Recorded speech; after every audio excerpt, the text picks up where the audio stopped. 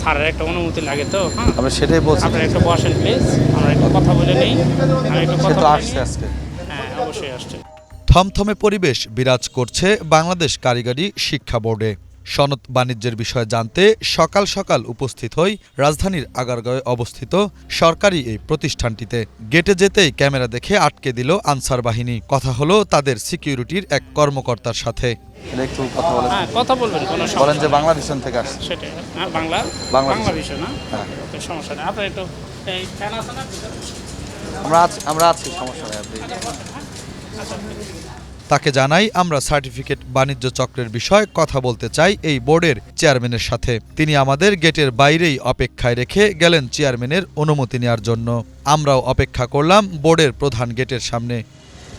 কিছুক্ষণ পর তিনি আমাদের জানান চেয়ারম্যান স্যার ওএসডি হয়েছেন, দায়িত্ব হস্তান্তর কাজে ব্যস্ত, তাই কথা বলতে পারবেন না। সুষ্ঠু তদন্তের স্বার্থে তাকে কারিগরি শিক্ষা অধিদপ্তরে বিশেষ ভারপ্রাপ্ত কর্মকর্তা ও এসডি করা হয়েছে। তাহলে সে দায়িত্ব হস্তান্তর করছে, বুঝছেন? আজকে ওএসডি হয়ে যাচ্ছে। হ্যাঁ, যেহেতু সে দায়িত্ব হস্তান্তর করতে চায়, বলছে যে পরে তার সাথে যোগাযোগ। এখন দায়িত্ব তো অনেক কাজ না, সে কীভাবে কোনটা কি মানে টোটাল দায়িত্বটা যিনি নতুন দায়িত্ব পাইতেছে তাকে বুঝাই দিচ্ছে। আর আমাদের কাছে ভাই বিষয়টা হলো যে কোনো কিছু গোপন না, কখনোই আমরা করি না, ঠিক আছে?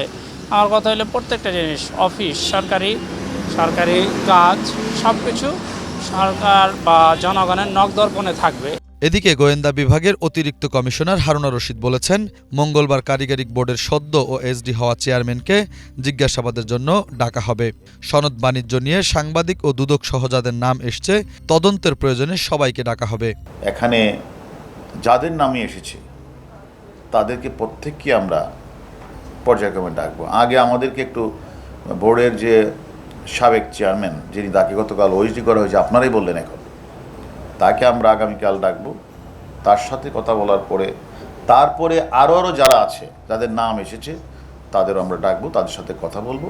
আমরা মনে করি সকলের সাথে কথা বলে তথ্যপত্র বিশ্লেষণ করেই আমরা আমাদের মামলাটা শেষ করব। এর আগে সনদ বাণিজ্য জড়িত থাকার অভিযোগে বাংলাদেশ কারিগরি শিক্ষা বোর্ডের চেয়ারম্যান মোহাম্মদ আলী আকবর খানের স্ত্রী শেহলা পারভিন গ্রেফতার হয়েছেন। একই চক্রে জড়িত বলে সন্দেহের তালিকায় রয়েছেন বোর্ড চেয়ারম্যান নিজেও।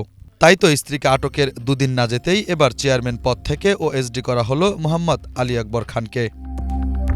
গত 1 এপ্রিল সার্টিফিকেট বাণিজ্যের অভিযোগে গ্রেফতার হন কারিগরি শিক্ষা বোর্ডের সিস্টেম অ্যানালিস্ট প্রকৌশলী AKM শামসুজ্জামান। তাকে জিজ্ঞাসাবাদে বোর্ড চেয়ারম্যান আলী আকবর খানের স্ত্রী শেহলা পারভিনের নাম উঠে আসে। গেল শনিবার শেহলা পারভিনকে আটক করে জিজ্ঞাসাবাদ করা হয়। পরে তাকে সাইবার নিরাপত্তা আইনে দায়েরকৃত একটি মামলায় গ্রেফতার দেখানো হয়েছে। 3 জন 164 করেছে। চেয়ারম্যানের বউকে আমরা জিজ্ঞাসাবাদ করেছি, সেও বলেছে তার সাথে ওই যে সিস্টেম অ্যানালিস্টের যোগাযোগ ছিল এবং লেনদেন ছিল, এবং সেটা স্বীকার করেছে। এমন পরিস্থিতিতে চেয়ারম্যানকে বিশেষ ভারপ্রাপ্ত কর্মকর্তা ওএসডি করার প্রক্রিয়া বিষয়ে আদেশ জারি করা হতে পারে বলে গতকাল রাতে জানিয়েছিলেন শিক্ষামন্ত্রী মুহিবুল হাসান চৌধুরী নওফেল। শুভ খান, বাংলা ভিশন, ঢাকা।